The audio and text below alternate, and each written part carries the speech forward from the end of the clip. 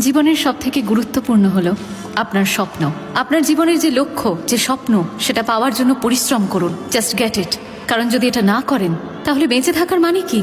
ভয় ভয় বাঁচার নাম জীবন নয়। জীবন অনেক বেশি মূল্যবান। নিজেকে কখনো দুর্বল ভাববেন না। মনে রাখবেন, আপনি যদি নিজের লক্ষ্যে পৌঁছতে না পারেন তাহলে সমাজ আপনার যোগ্যতাকে মান্যতা দেবে না। জীবন আপনাকে সুযোগ দেবেই নিজের যোগ্যতা প্রমাণ করার। Just prove it. Awake, arise.